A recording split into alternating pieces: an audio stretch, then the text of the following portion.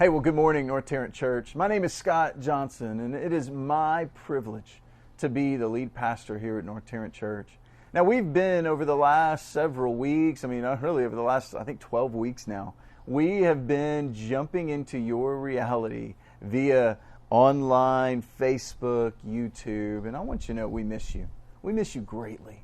But one of the things I'm excited about is this coming Sunday, June the 14th, we are going to be having a tailgate party where we would love for you and your crew to join us, go through any fast food establishment or bring a picnic lunch and join us at Cross Church. It's right there on 287. You can find directions as well as their address on our website. But we would love for you to come and to share the evening with us next Sunday, June 14th. Now, as for today we find ourselves at a crossroad. In many instances.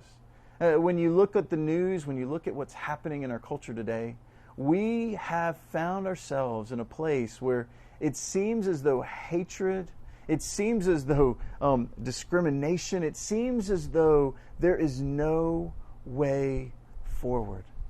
And it breaks my heart. And so today, we are actually going to be jumping in live with North Point Community Church as Andy's going to be speaking directly into the topic of the day, into this idea of racism, into this idea of ultimately us being anti-racism. And what does that look like? And what is expected of us as followers of Jesus? But before Andy takes it away, we're going to hand it over to Alden and our band as they're going to be singing a song. It's a new song to many of us. In fact, Alden's going to give us a little bit of an intro, but it's a song that's beautiful in that it reminds us of a light that shines into the darkness. And I think we all could relate to living and fighting through and struggling in the darkness we find ourselves in. So I want to thank you so much for being a part of us this morning. I want to encourage you today, maybe more than ever, would you share it?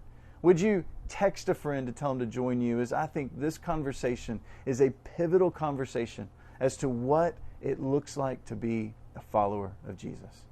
Now, without saying any more, I'm going to hand it over to Alden and let her take it away. Alden, enjoy.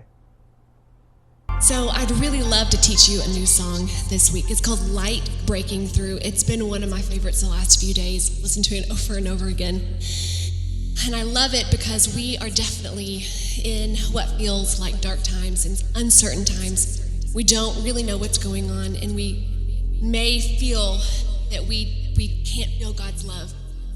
And I love this song because it reminds us that no matter what, even in the darkness, even in the shadowed times, that His light is breaking through, His love and His mercy. So I want to sing this with you this morning, and hopefully it can speak to you as much as it has for me.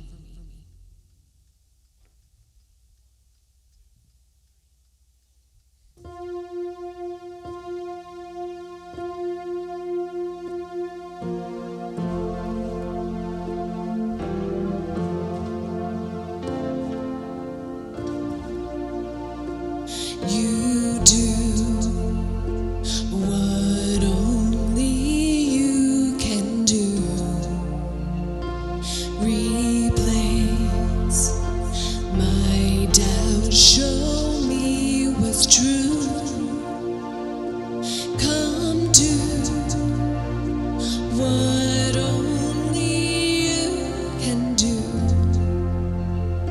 And erase my shame and make me new, more like you. 'Cause even on the coldest night, there's still a warmth inside. I can see a light breaking through. I can see the light breaking through. Even in the shadow times, you don't ever run and hide. I can see the light breaking through. I can feel the light breaking through.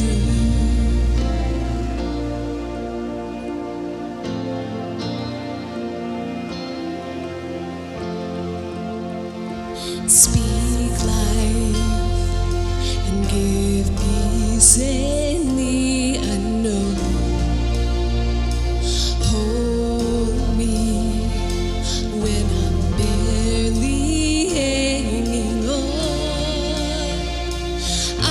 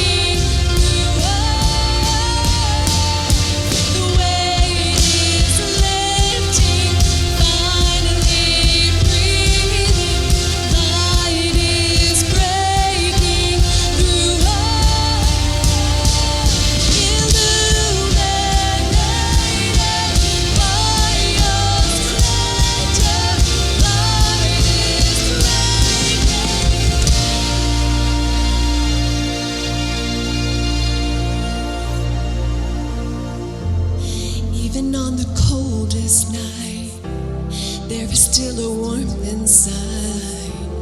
I can see the light breaking through. I can see the light breaking through.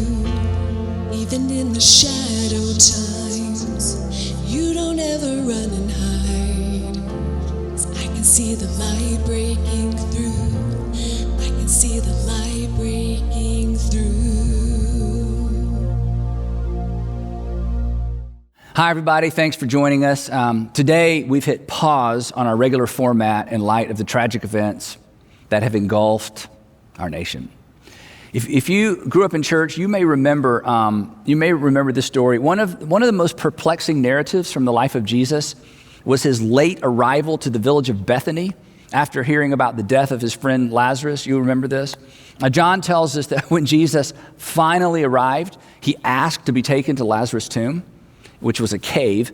And when he got there, he paused and he wept. He stood in the pain of those around him before providing a solution. In fact, it was so emotional that the men and women who had come to mourn with Mary and Martha actually remarked on it. Here's what they said. They said, "See how he loved him." Now, in some ways, that's what this moment is for us. This is the moment to pause in the pain of the black community, the pain of the families directly impacted, George Floyd's family, Ahmaud Arbery's family, Breonna Taylor's family, the list goes on and on. The families whose lives have been upended by the looting. This is the moment to pause in the pain of our nation and to connect these current losses to the current of racism that has plagued our nation for so long. To pause and to feel it. And before we offer our solutions, to weep with those who weep, and to mourn with those who mourn. That's where empathy is born.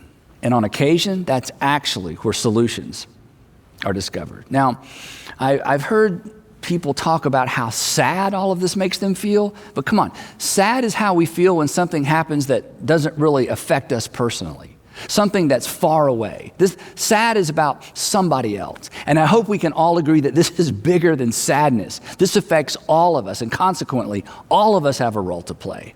Now, I know some people are sometimes uncomfortable with people like me leveraging the words of Dr. King, but come on, he said so much and he said it so well. And he goes right to the epicenter of our point. The reason this has to become personal for me and the reason this has to become personal for us is this. Injustice anywhere, you'll remember this quote, injustice anywhere is a threat to justice everywhere. So for us to move past what we're experiencing as a nation with nothing more than a bad case of sad is to miss the significance of this moment. And it's to miss the opportunity of this moment as well. He goes on and he writes this. He says, "We are caught in an inescapable network of mutuality, tied in a single garment of destiny." Now, this is true now more than ever. It's true now more than ever because what happened in South Georgia was seen by people in North Dakota, and what happened in Minneapolis has been seen by people all over the world. And then he concludes with this: whatever affects one directly affects all indirectly. In other words, there's no them. There's just us. So sad isn't enough. And I certainly don't have to tell my black brothers and sisters that, right? You aren't sad. You're mad. And understandably so. You're scared. You're scared because, well, you didn't see a 46-year-old stranger with a knee on his neck. You saw you. You saw your father, your brother. I have two African-American friends who recently became fathers for the first time. They saw their sons. They saw the death of progress. They saw the death of hope. They saw the death of, well, maybe my kids will grow up in a different kind of America, a better America. And if that doesn't affect me personally, if that doesn't make me more than a little sad, then I'm a hypocrite to even call them friends. Now, this topic is a minefield for me. It's a minefield for us. But that's not the case for every pastor or every church, and you know that. If we leaned far right or if we leaned far left, you would be the choir, and I would be preaching to the choir. I would be preaching to the choir to a chorus of amens and applause, but we're not that kind of church. I've been to my share of far right-leaning churches and churches that lean far left. And it's so much easier for those pastors. I mean, everybody pretty much agrees on everything, and everybody else, well, everybody else is just going to hell, right? But that's not who you are, and that's not who we are. Besides, come on. The truth is rarely found in the extremes. You know that. It's found where the circles overlap in the middle, the messy middle. Dr. King told us that as well. In fact, he modeled that. He died in part because of that. The messy middle, that's where the brutal, uncomfortable facts all come together. But it's also where problems can be solved. But it is so uncomfortable. It's so much easier to retreat to the echo chamber of extremes where everybody agrees, but nothing is ever accomplished. In the messy middle, we're confronted with uncomfortable facts. And by the way, facts aren't fair, but facts don't care. Here's an uncomfortable fact. White people fear black men. That's not fair, but it's true. What makes this even more unfair is that in the vast majority of cases, our fear of black men is in no way connected to our personal experience. And if that wasn't unfair enough, study after study has shown, you know this, that fear of black men doesn't even spring primarily from racism. It's deeper than that.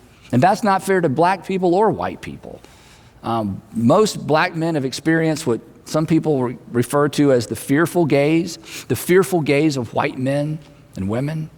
Then on the other side of the equation is this: the majority of African Americans in our country, they don't trust the criminal justice system, do you? I mean, you fear the police. That's not fair. Facts don't care.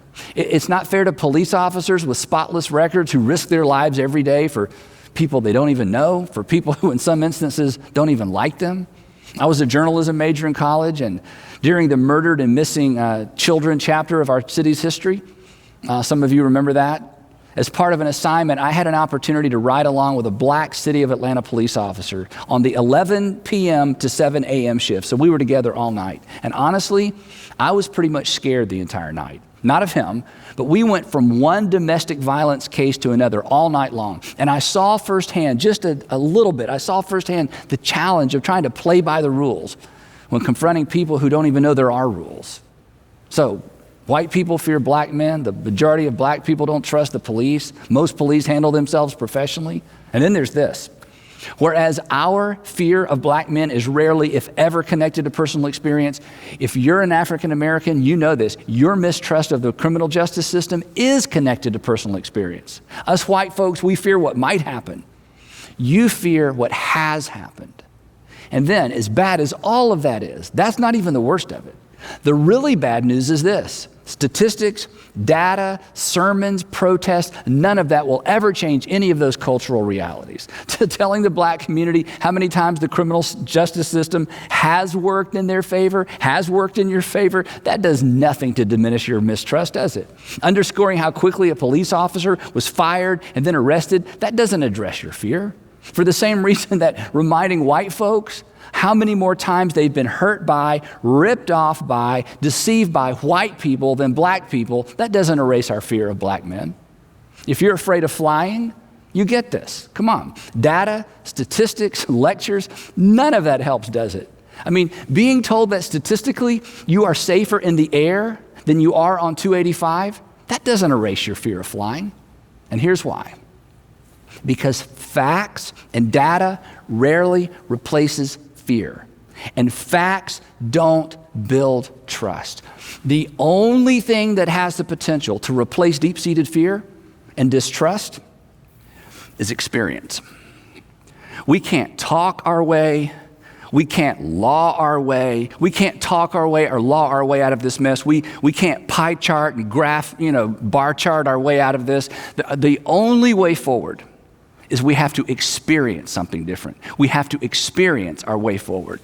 My friend, John Blake, who is a journalist in Atlanta, recently wrote an article, and this is the title of the article. The title was, "There's one epidemic we may never find a vaccine for, fear of black men in public spaces." Now, that's not a sentence in the article. That's actually the title of the article. But in the article, he writes this. He says, "I believe another way to fight fear of black men is through exposure, or our word, experience." Then he says this, Until more white people actually live among and befriend black people, this fear will persist. So, you know this maybe from personal experience. The white people who have all but silenced their fear of black men are the white people who have befriended black men or have been befriended by black men and their families. Sure enough, in communities where police departments create opportunities for people to interact with and to come to see police officers as fathers and mothers and neighbors, trust is built. Fear is diminished. I mean, come on, watching the police and the National Guard lock arms with protesters this week was powerful, wasn't it? It was their way of saying, we agree that a grave injustice has been done. We fail to police ourselves. We have more in common than not. They were saying that what breaks your heart has broken ours. We are more than sad. Your anger is justified. Your voice has been heard.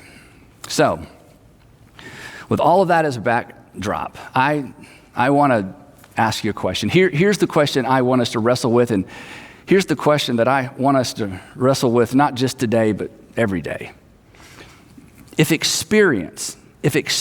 our personal experience is the way forward, as it relates to the variables that you have control over, how do people who don't look like you experience you? If experience is the way forward, and it is, how do people, when it comes to the things that you can control, how do people who don't look like you experience you? Not what do you think about people who don't look like you, not how do you feel about people who don't look like you, and not what do you believe about people who don't look like you. Again, when it comes to the variables that you have control over, how do people who don't look like you experience you? And then, more to the point of what I want to talk about for the next few minutes, how should people who don't look like you experience you? Now, if you're not a Jesus follower, that's about as far as I can take you. But that's a lot to chew on because you do have some control over how people who don't look like you experience you.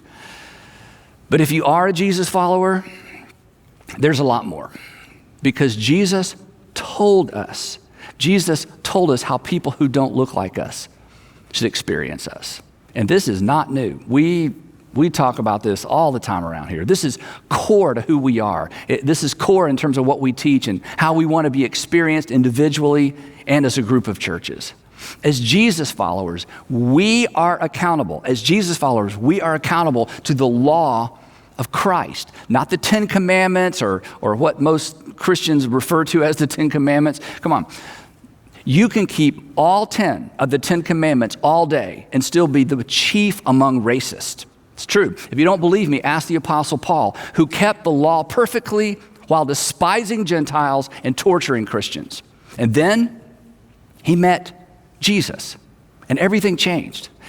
And Paul went from a violence-leveraging, law-keeping Pharisee to the greatest of these is love, Jesus followers, in a day. Because he better than anyone understood the stark contrast between what had come before and the kingdom Jesus came to introduce. Jesus, who on his final pre-crucifixion night replaced all 10 commandments with one commandment, a better commandment, a new commandment. He reduced all of life. This isn't an exaggeration. He reduced all of life to one transgenerationally relevant, unchangeable command that has the potential to change everything in spite of how things change. A new commandment, he said, a new commandment I give you, love one another. Of course, that wasn't new, but of course, he wasn't through. He defined it for us. As I have loved you, this is his definition. As I have loved you, so you must love one another. This was a new command. Jesus followers, this was not a new suggestion. It was so central, he said this, you remember this, by this one thing, not 10 things, not 600 things, by this one thing, you will know, people will know that you are my disciples if you love one another as I have loved you. So, how should people who don't look like you experience you like that? How should people who don't look like me experience me? like that. Then the Apostle Paul comes along and he elaborates on the one another part of this. He says, do you want to know what it looks like to love people who don't look like you? Do you want to know what it looks like to take Jesus' new covenant command seriously? He says, here's what it looks like. Here's a good place to begin. Carry one another's burdens. That's what Christ did for you. That's what the Jesus brand of love looks like. When you do this, Paul says, when you do this in this way, you will actually fulfill the law of Christ. When we choose to carry someone's burdens, think about this. When we choose to carry another person's burdens, what divides us diminishes, and what unites us surfaces. Because when you choose to carry my burden, you'll have a better understanding of where I sit and consequently why I stand where I do. And I'll gain a better understanding of you as well. Carry someone's burdens and you will fear less, you'll understand more, you'll mistrust less, you'll trust more. And when the concerns of others concern you and you act, you are fulfilling the law of Christ. When the concerns of others become my concerns and I act on those concerns, I am fulfilling the law of Christ. And when the law of Christ informs our collective conscience, or imagine this, when the law of Christ informs our national conscience, we will find common ground even when we don't share common culture or a common experience. And here's the thing. You'll know you're getting this right when white culture and black culture become secondary to the one another culture introduced by Jesus. See, here's the thing. When a slice of my culture gets in the way of loving and valuing another human being, that slice of my culture must be temporarily or even perhaps permanently retired. Otherwise, I'll just be content with sad. Otherwise, I'll never step over the line to carry your burden. So, I want to get awkwardly practical for just a minute. Because in the messy middle, when the circles come together, when the facts come together, it's always going to be a little bit awkward. So, what does the Jesus brand of love look like in our current context? How should it shape how people who don't look like you experience you? How should it shape how people who don't look like us experience us? Two things. First, and this is certainly not original with me, it is not enough not to be a racist. It is not enough not to be a racist. Non-racist is not the goal. Being non-racist does nothing to address racism. Practically speaking, it amounts to indifference toward racism. If you're a Jesus follower, we must be anti-racism. Just like you're anti-child abuse. Think about it. You wouldn't walk by somebody abusing a child and think to yourself, I'm not a child abuser. You wouldn't walk by and think to yourself, I'm not a child abuser, and say nothing or do nothing. We must be anti-racism like we're anti-bullying, like we're anti-voter fraud, like we're anti-whatever it is that gets you worked up. I mean, think about it this way if you're a parent. As a parent, I wasn't content to simply be non-liar. I was anti-lie. I did not put up with it in my children and our family, right? I wasn't content with being non-disrespectful to Sandra. I was anti-disrespect to Sandra. There was zero tolerance for disrespecting Sandra in our household. When you are anti-something, you address it when you see it. You speak up when you hear it.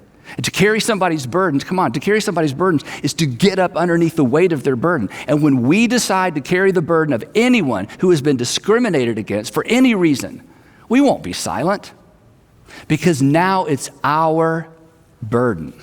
But I got to warn you, speaking from personal experience, I'll own this. Whether you're white or brown or black, when you shift from non-racist to anti-racist, you may discover something disturbing about you. You may discover a racist in the mirror. You may discover subtle versions of racism that have been hiding, even masquerading as virtues, buried in the recesses of your heart. Racism you were completely unaware of until you decided to say something, correct something, or apologize for something. For some of us, the truth is, when it comes to our hearts, racism will never be rooted out until we are willing to speak out. And honestly, there's probably a little bit of racism in all of us. And who knows, perhaps it will never be completely erased from our hearts, but it must certainly be erased from how people experience us. So that's the first thing. Number 2, proximity is not friendship.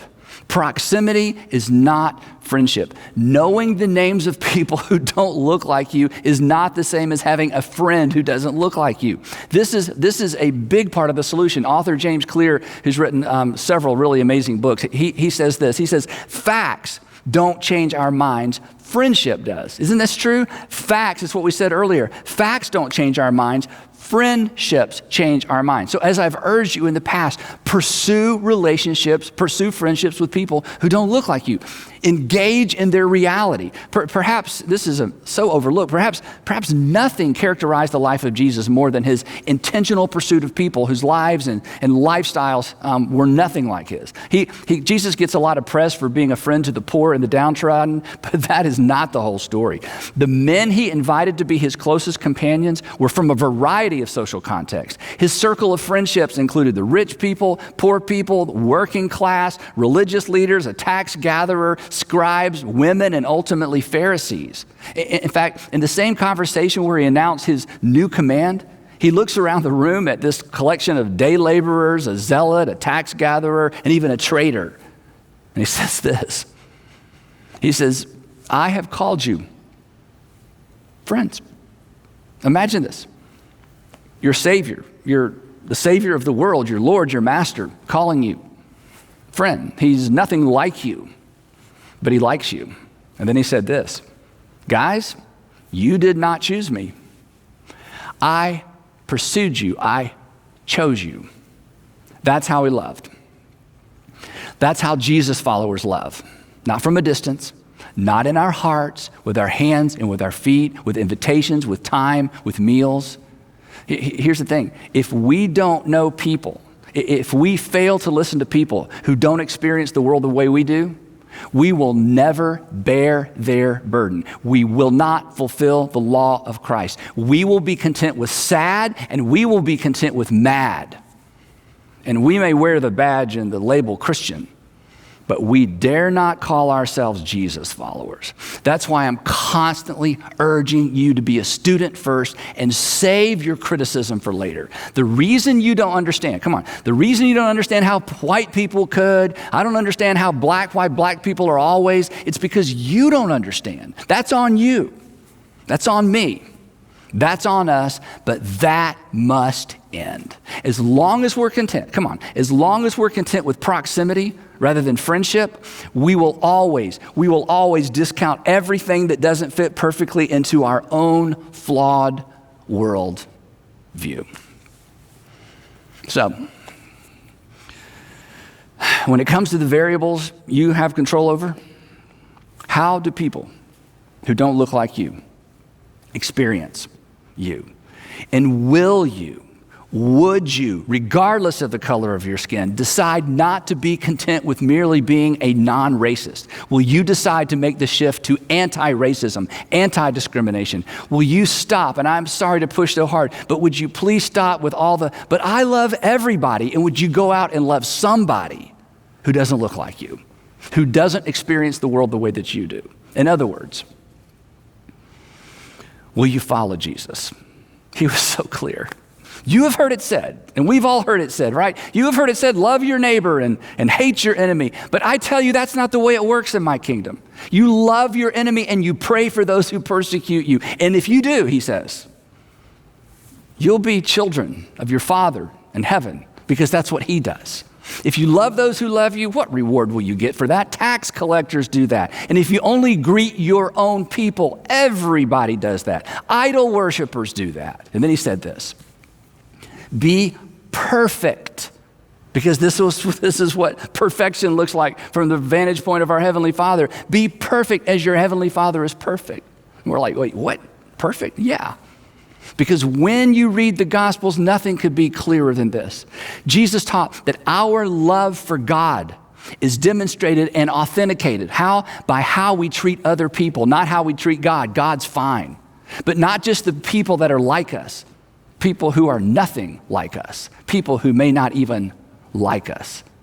I've told you this before, and maybe this won't be very reassuring coming from me, but I'm like you. I don't always know what to believe. I mean, my views on a variety of topics have morphed and evolved and completely changed through the years. In fact, one of the humbling things about being a preacher is that my views on just about everything are documented somewhere on a hard drive. I mean, every preacher I know wishes they could go back and re-preach or unpreach some things, delete some old message. I mean, we meant well, but then life happened. Kids happened. Tragedy struck. We grew. We matured. We began to see the world differently. God didn't change. We changed. But those old sermons, they're going to live on forever somewhere. And here's the thing. I certainly hope my views and beliefs have matured. I hope they accurately reflect the reality of our Father's world. But there's no finish line. My worldview, my perspective is a work in progress. And so is yours. What we believe, but come on, our beliefs are limited by what we know, what we see, what we've experienced. But here's the thing. While our knowledge and understanding are constantly in flux, one thing is not. There is one thing, Jesus was so clear about this, there is one thing that transcends our limited knowledge, our limited insight, our limited experience, and that's love. It fills the gaps. It reduces the friction created by our limited insight and knowledge and judgment inhibiting experiences. There's so much I don't know. There are things I'll never understand. But my ignorance, my limited insight does not impede my ability to put others first. That has nothing to do with intellect or insight. It has everything to do with my will. So, like you, while I'm not always sure what to believe, I almost always know what love requires of me. And so do you. You are somebody's experience. How do people who don't look like you experience you? How should they? Jesus made that uncomfortably clear. And then, from the pages of the Gospels, he turns and he looks over his shoulder at me, and he looks over his shoulder at you, and he looks over his shoulder at people who don't look anything like you. And he says, follow me, and I'll show you what love requires of you. And if we accept that simple invitation, perhaps in time, we'll all lose our fear of flying. Perhaps we will silence our irrational fear of black men. Perhaps we'll see men and women, fathers and mothers, instead of just uniforms and badges. Perhaps in the chaos of the blue lights and the sirens, we'll see somebody's son. We'll see somebody's little girl. And perhaps someday, it'll finally dawn on all of us that whatever affects one of us directly affects all of us indirectly, because we are all made in the image of God, and we are all part of the human race.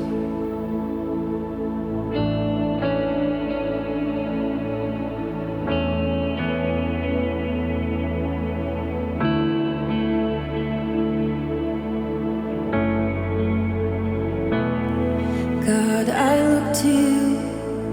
I won't be overwhelmed. Give me vision to see things like you do. God, I look to you. You're where my help comes from. Give me wisdom. You know just what to do.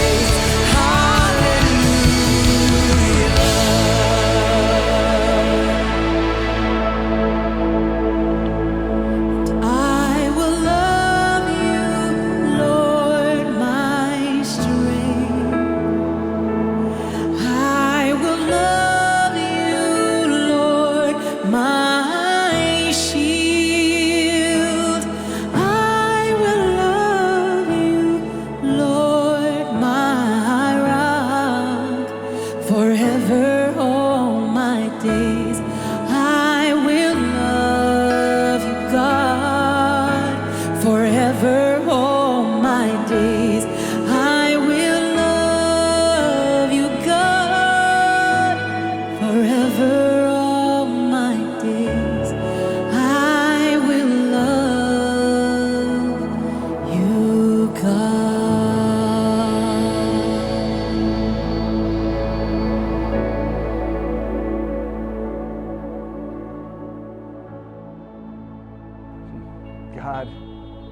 God, I look to you.